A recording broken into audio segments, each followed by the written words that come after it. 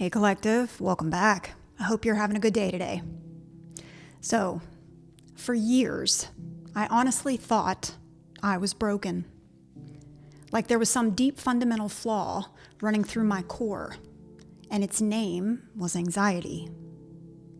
It would show up as these breath-stealing panic attacks that struck out of nowhere, leaving me feeling fragile and defeated. Other times it was just a constant humming background noise of worry. A relentless narrator in my head predicting every possible worst-case scenario. I was convinced it made me weak, that I was somehow failing at the simple act of living. I spent so much energy trying to fix myself, to just erase this part of me. But what I've learned is, anxiety isn't a weakness at all. It's more like a smoke alarm that's been blaring for years. You've been trying to smash the alarm, thinking it's the problem. But what if all this time, it was just a signal, trying to warn you about a fire you haven't seen yet? What if it's actually an untapped source of power you can learn to use to build a stronger, more meaningful life? What if your anxiety is secretly your greatest superpower? Sound familiar? On the outside, you look like you have it all together. You're a high achiever, you're capable, you're the one people depend on. You're always on time, you care about the details, and you get the job done. But on the inside, you're running on a hamster wheel of what-ifs, second-guessing every decision, especially if you happen to be a Libra, and fighting an inner critic that insists you're never quite good enough. This is the classic paradox of high-functioning anxiety.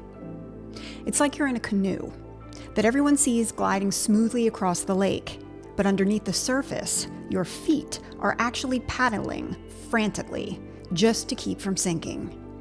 You might be a perfectionist, a people pleaser, or find it impossible to rest without feeling guilty. Society, our culture, and even well-meaning advice often tells us this is a disorder, something to suppress. We're told anxiety is a negative emotion, a sign of weakness. The message is clear. To be happy, you must be free of anxiety. So we try to numb it, ignore it, or fight it. We treat it like an enemy we have to defeat. But here's where most of us get it wrong. We spend all our energy frantically waving away the smoke, never stopping to look for the fire. This approach is exhausting. It leads to burnout, loneliness, and feeling disconnected from ourselves, because nobody sees the struggle behind the mask. We think we're flawed for feeling this way, when really, we just haven't learned to speak the language of our own minds.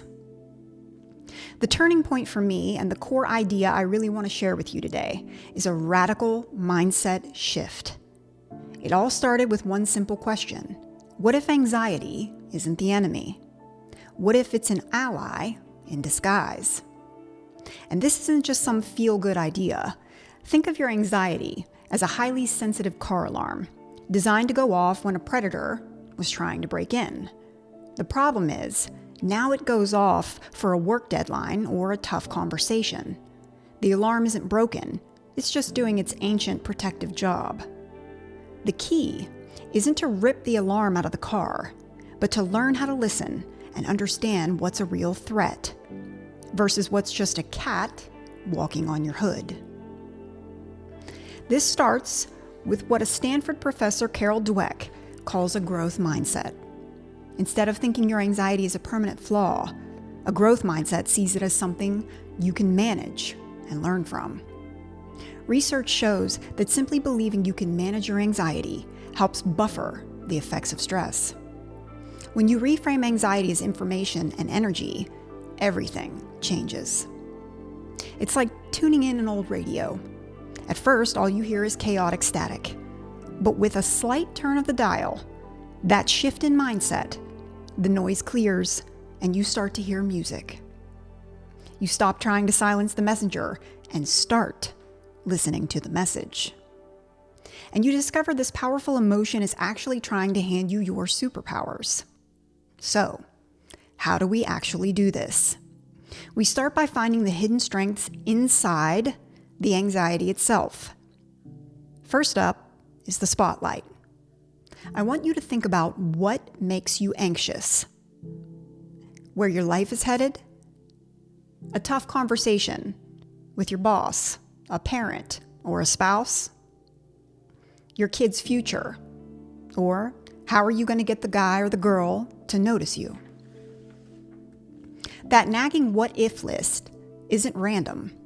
Anxiety acts like a giant searchlight sweeping across the landscape of your life, illuminating what you care about the most. The old story is, I'm such a worrier, I just overthink everything. Especially if you're a Virgo. But the new superpower story is that your brain is flagging your deepest priorities. That anxiety-fueled what-if list is actually a roadmap. Instead of letting it paralyze you, which is what happens when you ignore or shove these priorities away, you can turn it from a what-if list into a to-do list. Anxious about a work project? That's the spotlight showing you that you care about doing a good job. A signal to prepare more.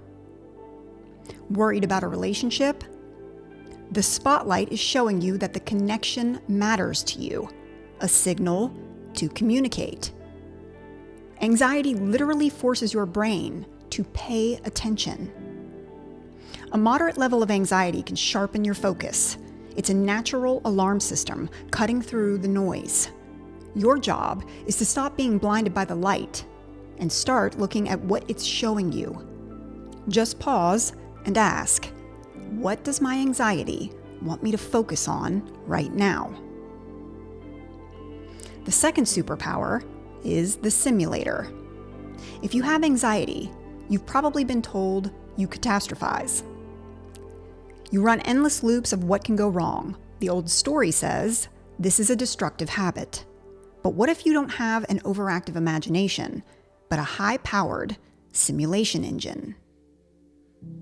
Think of your brain as the ultimate video game simulator. It's not trying to scare you. It's letting you play the level over and over, spotting all the traps and hidden enemies before you have to face them in real life.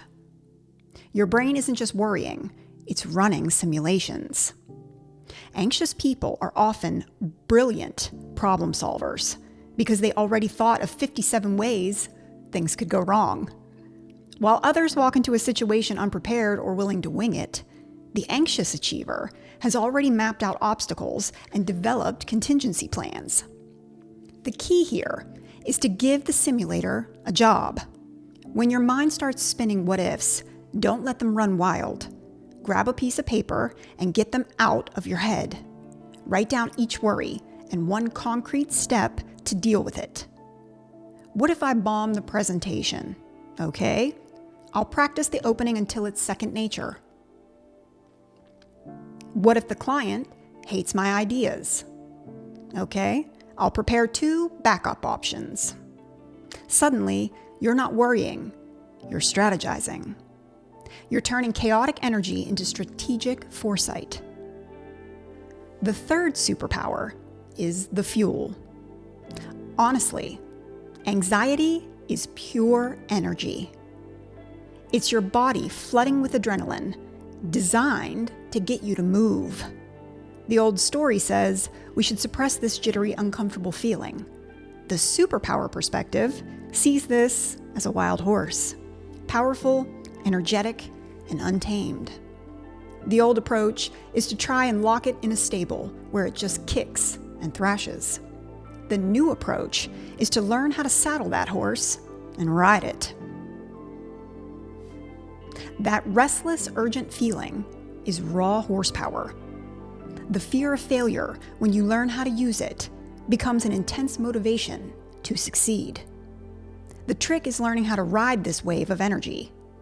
When I decided to turn my life upside down, leaving my 20-year relationship, my home, all my belongings, my 22-year career, I had no idea what I was going to do, where I was going to go, zero support network, anxiety through the roof at an all-time high.